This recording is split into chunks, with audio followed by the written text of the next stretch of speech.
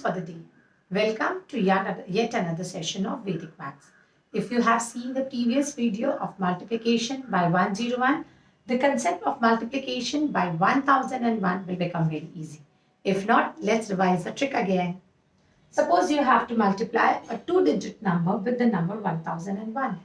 So the numbers are 1, 2, 3, 4, 5 and 6. The total digit is 6. So my answer digit would be one number less than 6. So 6 minus 1 equals to 5. So my answer is 1, 2, 3, 4 and 5 digit.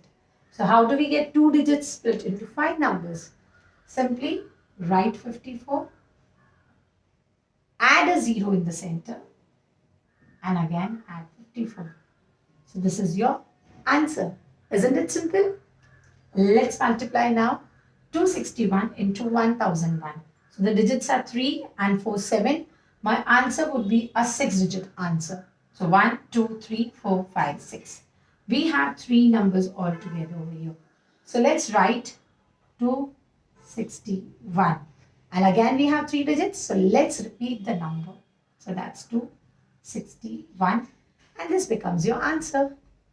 Now we have 4 digits into a 4-digit number. So my answer would be total 7 digits. Now there's a confusion. We have 4 numbers. Now we cannot repeat the numbers, right? So what we'll do, we'll have its first 3 numbers as the last number. So 267. And now we have a 4 space, but we are repeating 267 and we are not repeating this one. So what can be done? We can add 126.7 plus 1.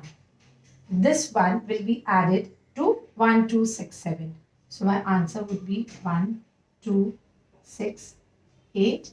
So I repeated all the number twice. Once is added over here, 1 is written over here and 267.